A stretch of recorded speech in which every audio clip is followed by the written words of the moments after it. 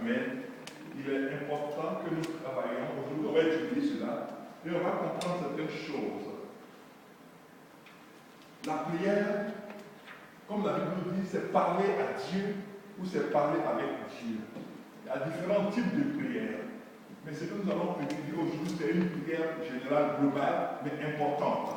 Et c'est ce qui va nous amener à savoir, à comprendre que le Dieu que nous prions est un Dieu qui est sensible à nos besoins. Alléluia. C'est pas nous qui sommes sensibles à ses besoins. Lui, il est sensible à nos besoins. Et il va nous démontrer sa sensibilité à nos besoins en envoyant son Fils pour que son Fils nous apprenne à lui parler. Alléluia. Et là, on va aller dans la parole de Dieu, dans le psaume 65.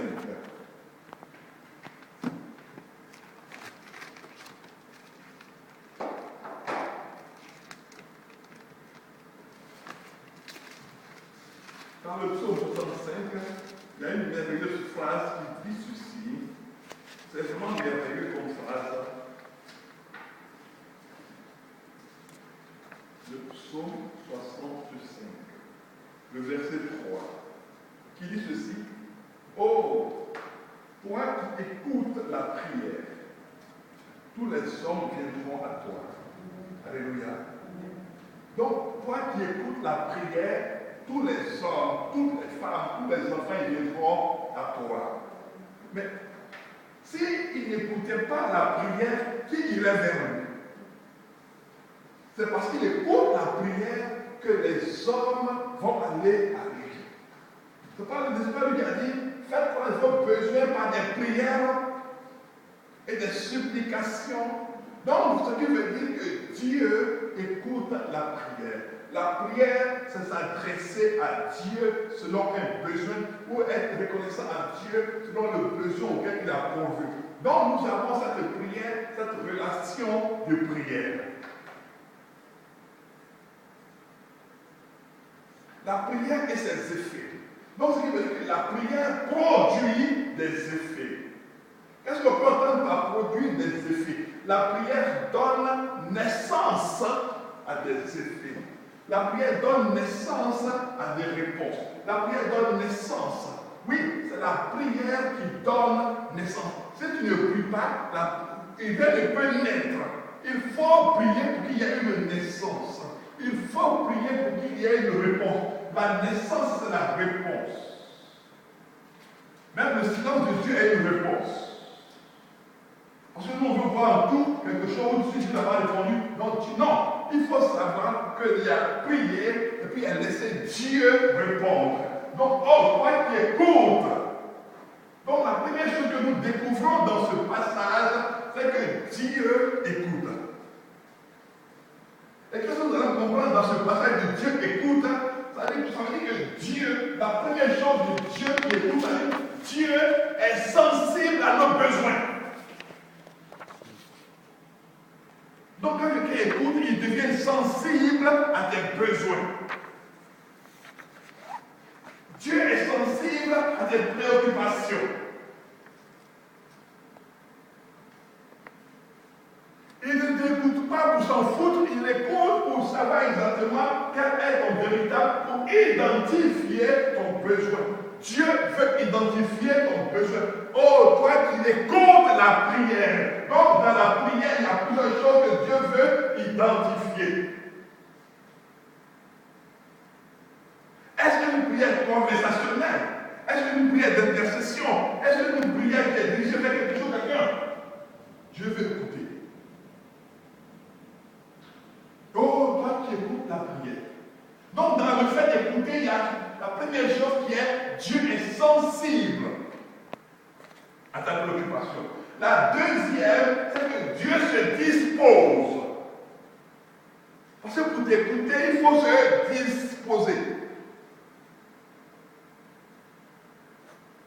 Dieu se dispose à t'écouter. Oh, quand tu écoutes la prière, dans écouter la prière, il y a d'abord que Dieu est sensible, premièrement. Deuxièmement, Dieu se dispose. Troisièmement, Dieu t'accorde de la valeur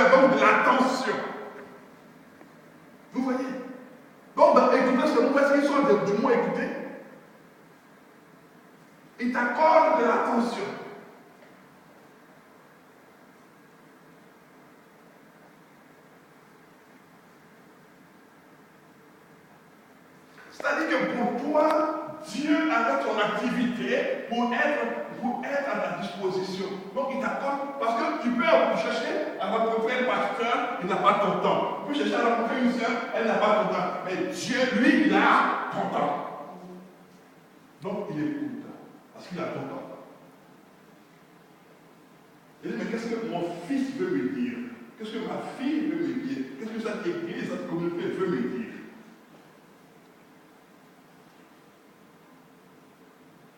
Donc nous allons voir que quand il écoute, il réagit à la manière de Dieu. Alléluia. Il réagit. Donc, comme il réagit, nous allons voir comment Dieu réagit-il. Et nous allons aussi aujourd'hui découvrir la triangulation de l'action de Dieu et de l'action de la prière précisément. Amen. La triangulation de l'action de la prière. Triangulation veut dire que la prière va quelque part vers Dieu, et puis Dieu il trouve le moyen d'y répondre. Il donne la réponse, et il prend qui il veut pour être la réponse à ta prière. Alléluia. Écoutez bien. La triangulation veut dire, tu pries, Dieu trouve la personne ou les personnes ou l'élément qui est important pour répondre à ta prière. D'où triangulation. Trois actions qui naissent de ta prière. Et nous allons découvrir cela. Et après, peut-être que le jeudi prochain ou le jeudi d'après, nous allons transposer ça pratiquement. Mais aujourd'hui, il faut qu'on fasse tout pour avoir un tableau ici. Parce que c'est intéressant de travailler avec un tableau. Comme ça, quand on montre la triangulation, on voit comment commence la prière, où va la prière, et puis quand on finit la prière. Alléluia. Mais ce n'est pas grave. Dieu nous permettra d'acheter un paperboard pour le mettre ici. On va travailler là-dessus. Et comme ça, il y a des choses qui, quand elles seront écrites, elles seront dessinées, elles vont marquer votre esprit. Alléluia. Et ça, c'est très important pour chacun d'entre nous. Donc, nous allons utiliser cette triangulation prochainement. Mais on va en parler aujourd'hui. Alléluia. Donc, je disais tantôt,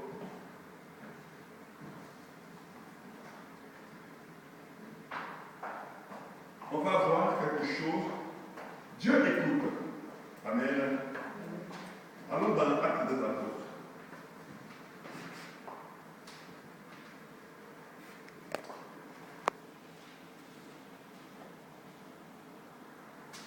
Dans l'acte 10.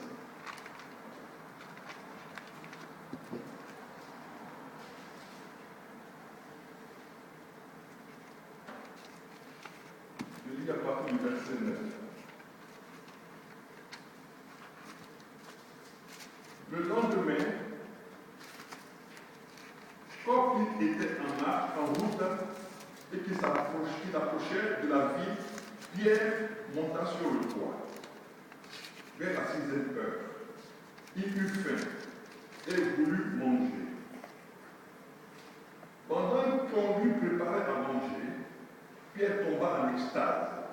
Il vit le ciel ouvert et un objet semblable à une grande nappe attachée par les 4 coins, qui descendait et s'abaissait vers la terre, où se trouvaient tous les quadrupèdes et les reptiles de la terre et les oiseaux du ciel. Et une voix lui dit, lève-toi, Pierre, tue et mange. Pierre lui dit, non, Seigneur, car je n'ai jamais rien mangé de souillé ni d'impur. Et pour la seconde fois, la voix se fit entendre à lui. Ce que Dieu a déclaré pur, ne le regarde pas comme souillé. Cela arriva jusqu'à 3 fois, et aussitôt après, l'objet fut retiré dans le ciel.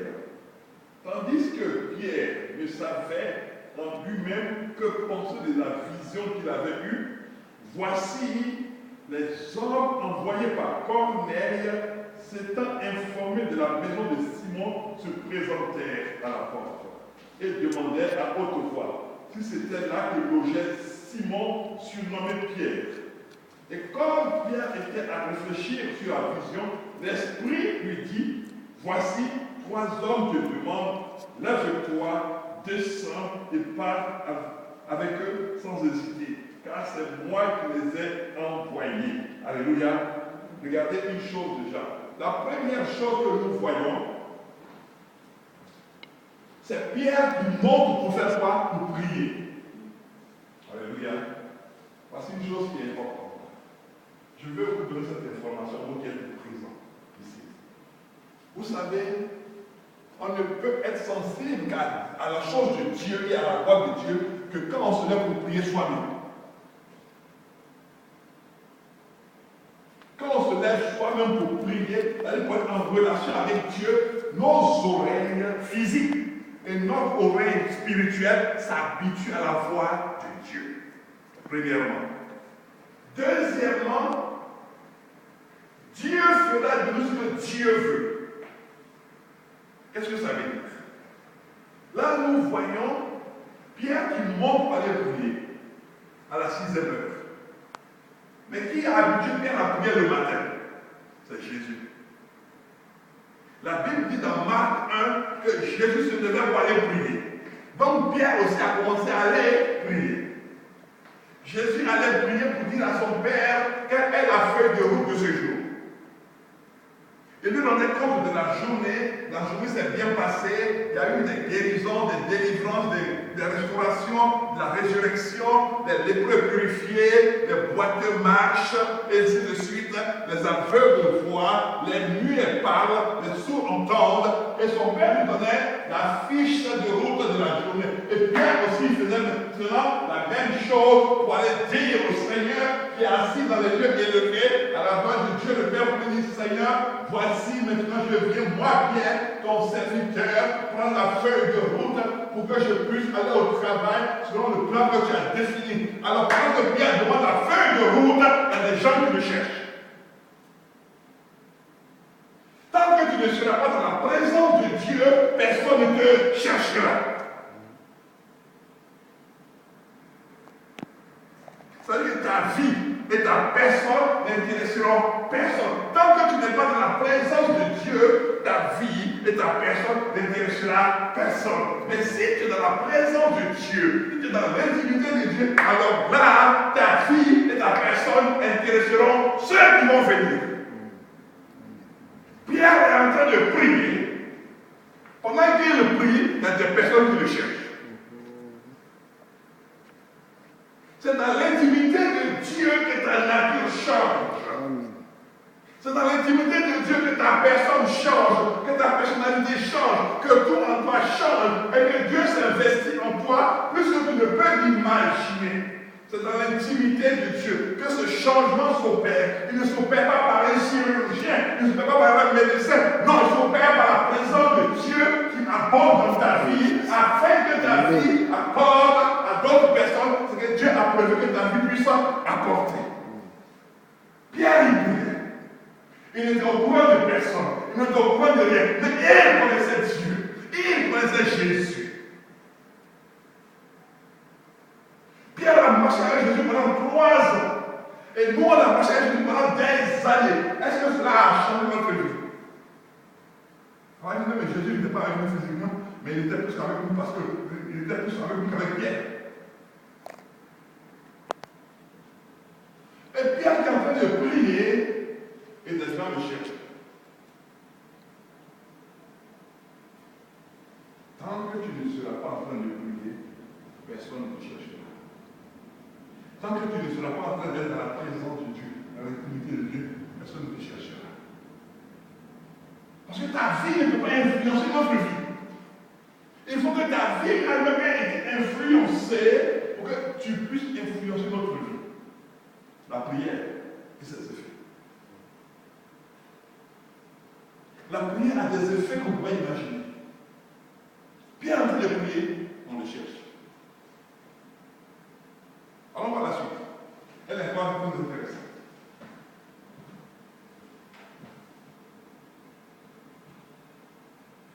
Elle n'est pas plus intéressante. Et comme Pierre était à réfléchir, verset 19, sur la vision, l'Esprit lui dit, voici 3 hommes, te demandent, lève-toi, descends, verset 20, et parle avec eux sans hésiter, car c'est moi qui les ai envoyés. Pierre descendit et dit à ces hommes, voici, je suis celui que vous cherchez. Quel est le motif qui vous amène? Alléluia. Voici une chose intéressante. est le motif qui peut amener les personnes à te chercher? Et on descend maintenant au verset 30. Dit quoi? Corneille dit, il avait chez Corneille. Corneille dit, il y a 4 jours, à cette heure-ci, je priais. Ah, il était en connexion avec Dieu. Je priais à cette heure-ci, dans ma maison, à la 9e heure. Pierre prie à quelle heure? 9e heure.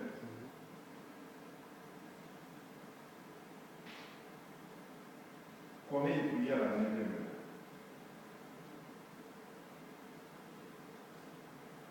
Synchronisation du temps de prière.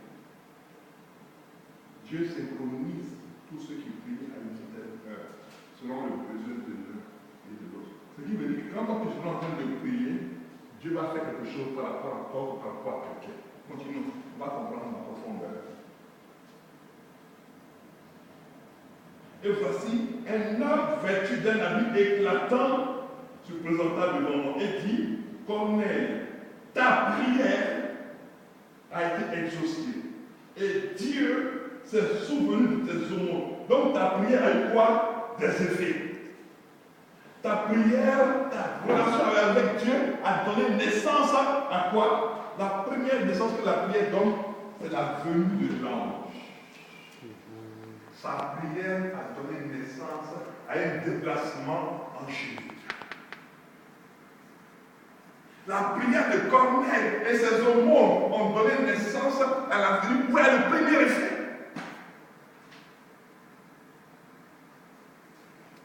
Ah, c'est le premier effet. On aurait pu dire ça, c'est une parole de connaissance. Parce que Corneille ne savait pas que sa prière était tellement montée qu'un ange descendrait. Puis, si ça qu'un ange descendrait, elle va être surpris. Mais il est surpris. Il dit un homme avec un habit éclatant est venu.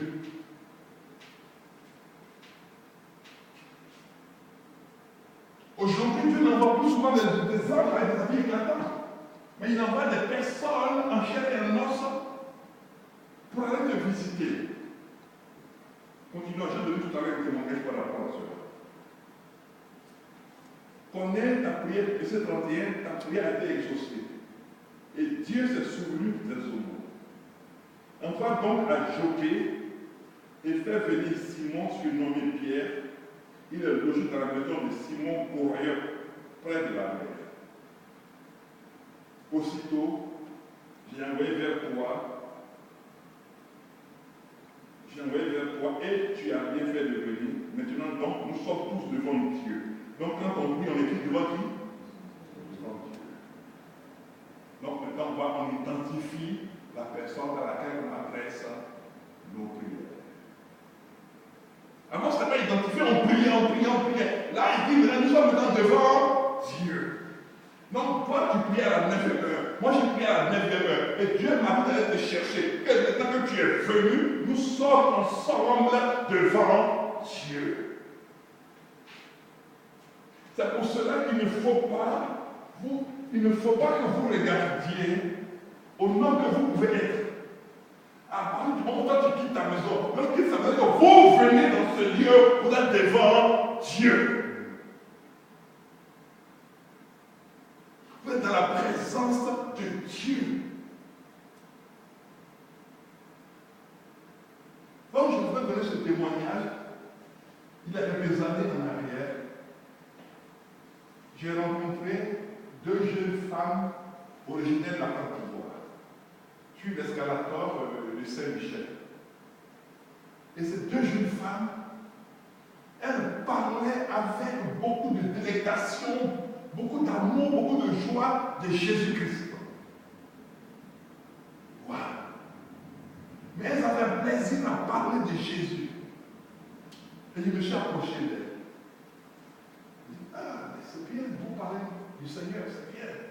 Ah, mon frère, si dans ce pays-là, tu n'as pas Jésus, ah, ta vie est fichue. Ah, si c'était là, il faut Jésus dans ta vie. Et de fil en aiguille, et de l'aiguille au fil, on a discuté, je lui ai demandé ce qu'elle travaillait, ce qu'elle faisait. Il y a une qui m'a dit qu'elle était dans une ambassade. Il dit, ah, c'est très bien. Elle m'a montré où se situait son ambassade. Asseyez-vous bien. Alors, un jour que moi j'étais chez moi, je priais. Dieu me donne une parole pour une de ces filles que je rencontrais sur l'escalator.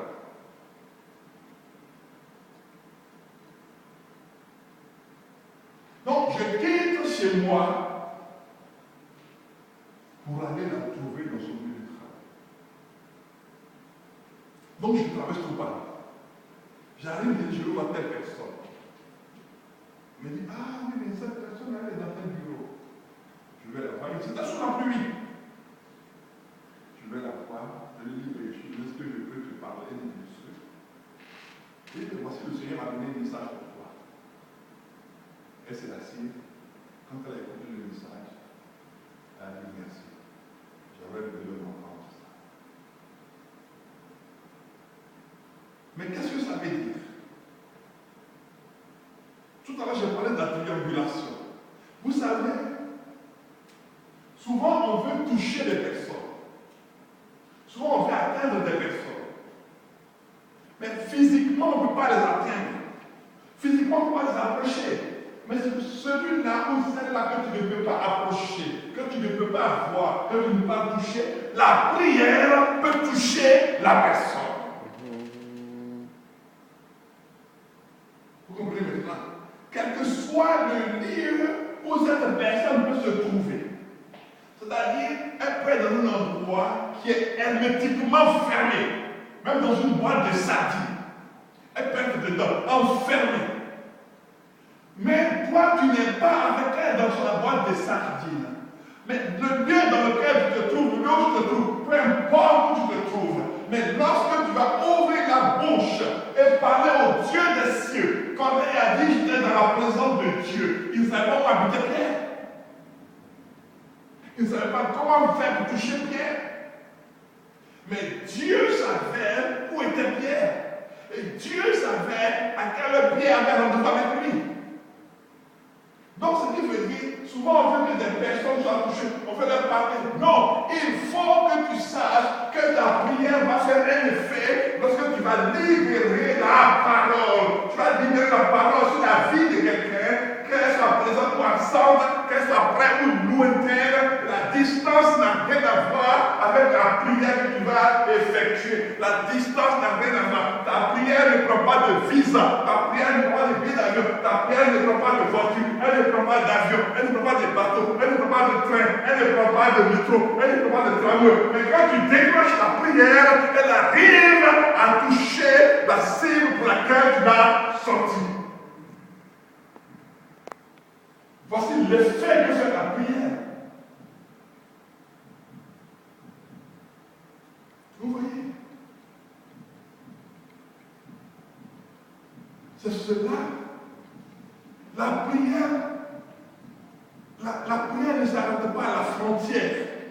Il n'y a pas une frontière, un obstacle à la prière. Pour dire que non, ma prière n'est pas pour le visa. Donc quand ma prière est arrivée au niveau de l'aéroport Charles de Gaulle, ou au niveau de Roissy, ou au niveau de Orly, on a dit ma prière qu'elle ne passerait pas. Non, la prière ne prend pas de visa. Alors quand tu ouvres ta bouche et que tu lances la prière dans un lieu, pour une personne, que tu implores Dieu, pour une famille, et même pour ton frère, pour ta soeur, tu ne te rends même pas